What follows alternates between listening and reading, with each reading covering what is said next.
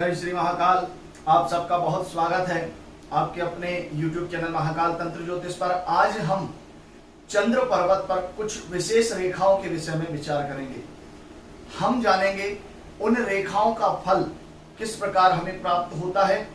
हम कुछ विशेष महत्वपूर्ण जैसे अंतर्ज्ञान रेखा, दंड रेखा, सूर्य रेखा और उसके बाद अन्य महत्वपूर्ण रेखाओं पर विचार करेंगे जो आपको साधारण व्यक्ति से अलग बनाती हैं। जी हाँ, यदि यह रेखाएं आपके हाथ में हैं तो आपके अंदर भी विशेष प्रकार के गुणों की वृद्धि होगी।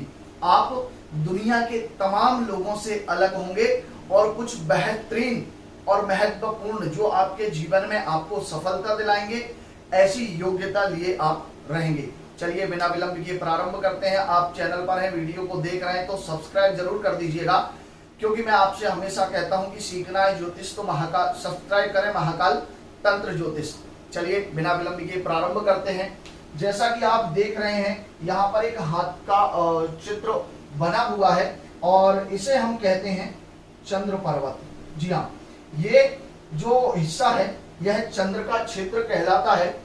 पर्वत के प्रमुख रूप से तीन प्रकार होते हैं। एक निम्न पर्वत होता है, अर्थात पर्वत का दबा होना, कमजोर होना। एक होता है उच्च पर्वत, पर्वत का उठा हुआ होना। और एक होता है अत्युच्च पर्वत, अर्थात पर्वत का अधिक उठा होना, अधिक ऊंचा होना। तो तीन प्रकार की पर्वतों की यह श्रेणी मानी जाती है और इन्हीं तीन श्रेणी के आधार पर ग्रह के बलाबल का विचार किया जाता है। यदि चंद्र पर्वत निम्न होगा तो चंद्रमा से संबंधित गुण धर्म की जातक में कमी देखी जाएगी। उच्च होगा तो वह मध्यम फलकारी है और अत्युच्च होगा, अधिक ऊंचा होगा तो जातक में चंद्रमा से संबंधित गुण धर्म की अधिक वृद्धि होती है। हम इसी विषय की आज चर्चा कर रहे हैं। यदि चंद्र पर्वत, जैसा कि आप देख रहे हैं, यह चंद्र पर्वत है और चंद्र पर्वत से यदि कोई रेखा निकलकर बुध पर्वत की ओर चली जाती है, अर्धवर्तुल आकार में, मतलब अर्ध चंद्र के आकार में यदि कोई रेखा चंद्र पर्वत से निकलकर मंगल पर्वत को घेरती हुई बुध पर्वत के पास चली जाती है तो इस रेखा को कहते हैं अंतर्ज्ञान रेखा। जी हाँ, और जिस जातक के हाथ में या जिस जातिका के हाथ में अगर यह रेखा पाई जाती है अंतर्ज्ञान रेखा, तो ऐसा जो जातक होता है उसके अंदर काफी गहन ज्ञान होता है। वह विषय की गहराई को बहुत अच्छे से समझता है, साथ ही वह भविष्य में होने वाले फायदे और नुकसान को भी बहुत अच्छा समझ लेता है। ऐसा कहा गया है कि ऐसे जो जातक होते हैं वह समाधि लगाने वाले होते हैं। लेकिन हम कई गृहस्थ के हाथ का भी अध्ययन करते हैं तो इस फल को हम उनके हाथ में किस प्रकार देखते हैं। और समाधि का अर्थ होता है कि एक विशेष कार्य में खो जाना। आप ईश्वर की साधना कर रहे हैं, ईश्वर की भक्ति कर रहे हैं तो आप उनकी भक्ति में खो जाएंगे, उसमें लीन हो जाएंगे। अर्थात जब हम किसी पुरुष के हाथ में इस रेखा को देखते हैं तो वह जो जातक होता है, अगर वह गृहस्थ है तो वह अपनी गृह परिवार में, घर परिवार में, अपने पत्नी में, अपने बच्चों में खोया हुआ रहता है, क्योंकि चंद्रमा मन का कारक है और समाधि मन की स्थिर स्थिति से ही होती है। अब यदि कोई जातक है तो ऐसी रेखा यदि किसी के हाथ में आपको देखने को मिले तो उसकी जो सोच समझ होती है, उसका जो पूरा ध्यान होता है वह अपने व्यापार पर होता है, अपने बिजनेस पर होता है या अपनी जॉब में होता है। तो हम कह सकते हैं इस बात से कि ऐसा जो जातक है वह समाधि लगाने वाला है, अर्थात अपने कार्य को बड़ी कुशलता से और मन लगाकर संपन्न करने वाला है। इसी को हम कहते हैं अंतर्ज्ञान रेखा। यह चंद्रमा के स्थान से मंगल को घेरती हुई बुध पर्वत पर चली जाती है। यह बहुत महत्वपूर्ण रेखा है। ऐसा जो जातक होता है अपने व्यापार में भविष्य में होने वाले नुकसान या फायदे को बहुत अच्छे से समझ लेता है। उसे ज्ञान हो जाता है कि इस तरह के व्यापार से उसे नुकसान होगा या फायदा होगा, तो बहुत सोच सूझबूझ के साथ, क्योंकि मन और बुद्धि का कारक बुध इस रेखा से मन का और बुद्धि का बड़ा संपर्क हो जाता है, और जब व्यक्ति का मन और उसकी बुद्धि एक हो जाती है तो ऐसे व्यक्ति के पास निश्चित रूप से सफलताएं रहती हैं। उसे कोई भी कभी भी परास्त नहीं कर सकता है, वह लगातार उत्तरोत्तर वृद्धि करता है और उन्नति प्राप्त करता रहता है। तो यह जो रेखा है वह काफी महत्वपूर्ण मानी जाती है। तो हम बात करेंगे, यदि यही रेखा यहां से निकलकर और पूर्ण रूप से बुद्ध पर्वत में प्रवेश कर जाए। जी हाँ, यही रेखा चंद्र से निकलकर पूर्ण रूप से बुद्ध पर्वत में प्रवेश कर जाए और यहां पर एक यव का चिन्ह हो, यव का चिन्ह हो, तो ऐसा जो जातक होता है वह अलौकिक शक्तियों से युक्त होता है। कहने का अर्थ यह है कि ऐसे जो जातक होते हैं वह शेयर मार्केट में, बाजार भाव में, वायदा बाजार में होने वाले नुकसान को और उससे फायदे को बहुत शीघ्र भांप लेते हैं। यह रेखा, कुछ ऐसे जातक होते हैं, आपने देखा होगा कि जिन्हें जुए से, सट्टे से या लॉटरी से काफी धन लाभ हो जाता है, तो यह रेखा उस प्रकार के लाभ को दिलाने में काफी सहायक है, क्योंकि मन और बुद्धि का सीधा संपर्क इसमें हो जाता है। और जब मन बुद्धि का संपर्क होगा तो ऐसी स्थिति में जातक को भविष्य की घटनाओं का या भविष्य के होने वाले फायदे नुकसान के विषय में बहुत जल्द जानकारी लग जाती है और वह स्थिति के अनुसार ही कार्य करता है, जिसके कारण उसे बहुत अधिक लाभ प्राप्त होता है। तो यह रेखा जातक के जीवन में काफी महत्वपूर्ण है और बहुत बिरले हाथों में ही यह रेखा देखने को मिलती है। बहुत कम हाथों में यह रेखा देखने को मिलती है, लेकिन जिसके हाथ में यह रेखा होती है उसमें अद्भुत विचार शक्ति होती है, वह भविष्य की घटनाओं के विषय में जान लेता है। तो यह रेखा काफी महत्वपूर्ण है। अब हम बात करेंगे, यदि किसी जातक के हाथ में इस प्रकार की अंतर्ज्ञान रेखा बन रही है, लेकिन इसी रेखा के साथ यदि मस्तिष्क रेखा और जीवन रेखा से लगा हुआ त्रिकोण हो और बृहस्पति पर्वत पर क्रॉस का निशान और चतुष्कोण हो। जी हाँ, इस अंतर्ज्ञान रेखा के साथ यदि मस्तिष्क रेखा और जीवन रेखा से लगा त्रिकोण हो, बृहस्पति पर्वत पर क्रॉस और चतुष्कोण का निशान हो, तो ऐसा जो जातक होता है बहुत अद्भुत शक्तियों से संपन्न होता है। कहने का अर्थ यह है कि ऐसे जातक के पास धन की बहुत अच्छी स्थिति होती है। धन की स्थिति के साथ वह अपनी विचार शक्ति से, अपनी कार्य शक्ति से और अपनी सूझबूझ से राजनीतिक क्षेत्र में, सामाजिक क्षेत्र में या अन्य सभी क्षेत्रों में उच्च पद प्राप्त कर लेता है। ऐसा जो जातक होता है वह नवीन आविष्कार करता भी होता है। जी हाँ, यदि यह त्रिकोण हो, अंतर्ज्ञान रेखा हो और बृहस्पति पर्वत पर क्रॉस और एक चतुष्कोण हो, तो 100% ऐसे जातकों के अंदर आविष्कार करने की क्षमता होती है और वह नवीन आविष्कार करने वाले होते हैं।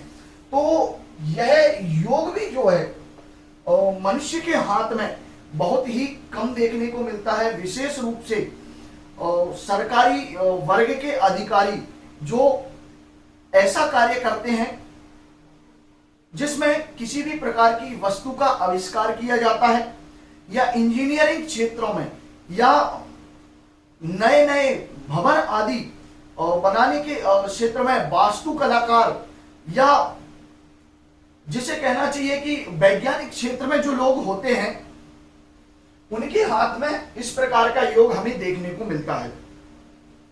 तो यह जो योग है वह काफी महत्वपूर्ण है और जिसके हाथ में होता है तो आप एक बात समझ लीजिए कि वह जातक भविष्य में बहुत उन्नति प्राप्त करेगा, बहुत अधिक सफलता प्राप्त करेगा और उसके जीवन में वह बहुत उपलब्धियां, मान सम्मान, पद प्रतिष्ठा प्राप्त करके अपने जीवन को सुखी बना लेता है।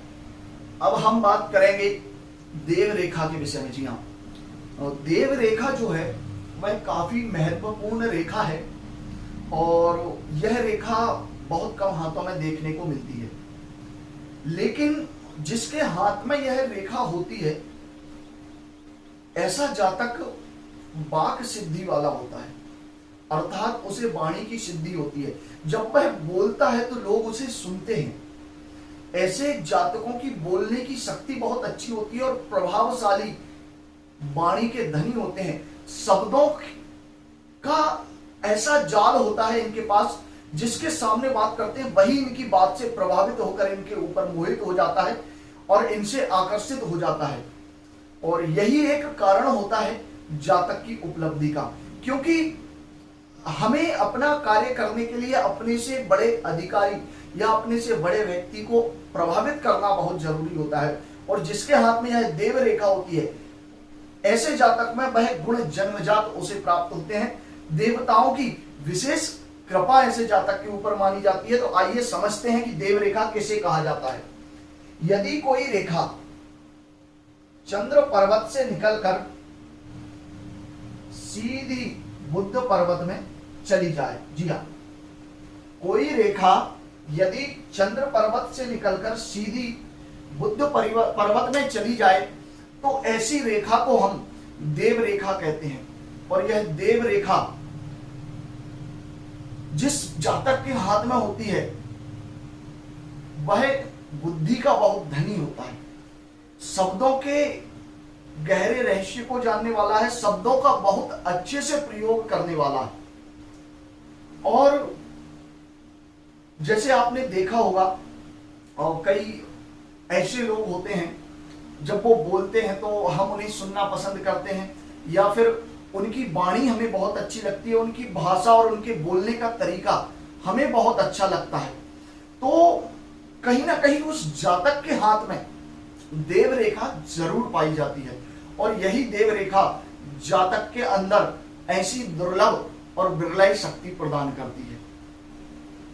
अब हम बात करेंगे अर्धो चंद्र रेखा के विषय में। जी हाँ, यदि कोई रेखा चंद्र पर्वत से निकलकर मंगल पर्वत पर जाए, बहुत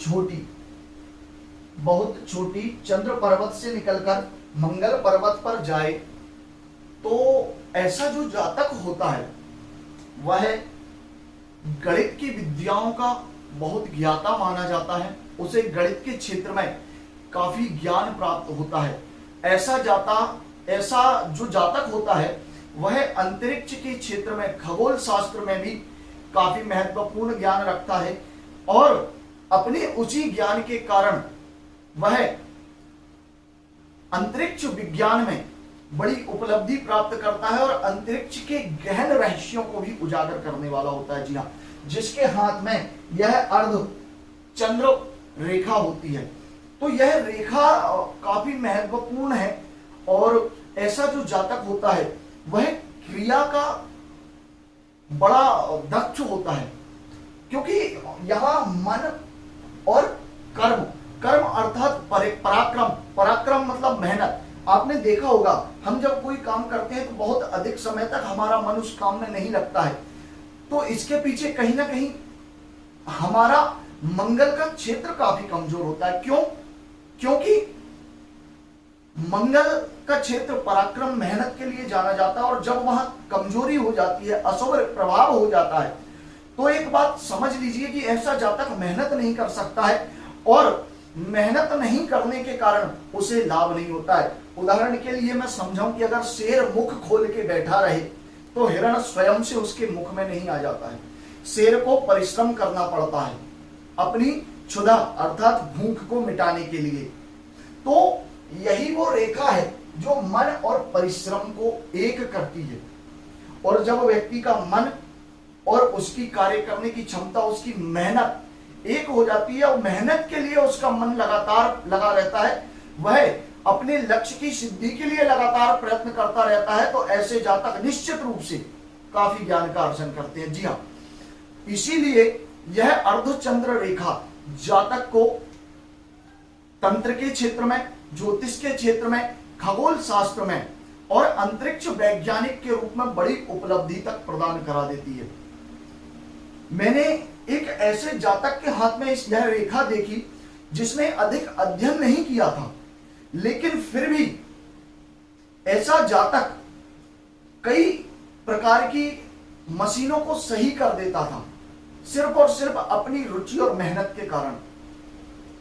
उसके पास ज्ञान नहीं था, उसने कहीं शिक्षा नहीं ली, लेकिन फिर भी दैवीय कृपा ऐसी थी कि वह बड़े से बड़ी खराब मशीन को, जिसे अच्छे अच्छे लोग जिन्होंने अध्ययन किया है वही सही नहीं कर पाते थे, और वह उसे सही कर देता था। तो जहां तक मैं समझता हूं, शिक्षा मात्र एक साधन है व्यक्ति की सोच समझ को बढ़ाने के लिए, लेकिन उस सोच समझ का सही लाभ प्राप्त करने के लिए आवश्यकता होती है अच्छी मानसिक स्थिति की, परिश्रम की और विवेक की। तो यह जो रेखा है वह ये सारी चीजें प्रदान करती है और इनसे जातक को लाभ जरूर होता है। तो किसी भी जातक के हाथ में अगर यह रेखा देखने को मिले तो आप कह सकते हैं कि वह जातक कार्य करने में काफी दक्ष है, मेहनत से पीछे नहीं हटता है, अपने परिश्रम के बल पर वह किसी भी कार्य को सिद्ध करने की क्षमता रखता है। अगर आपको मेरे द्वारा दी जानकारी अच्छी लगी है और आप हस्तरेखा सीखना चाहते हैं तो चैनल को सब्सक्राइब कर दीजिए, बेल आइकन को भी दबाइए, जिससे आने वाले नए वीडियोस की नोटिफिकेशन आपको प्राप्त हो जाएगी। अगले वीडियो में पुनः मिलेंगे, तब तक के लिए जय श्री महाकाल।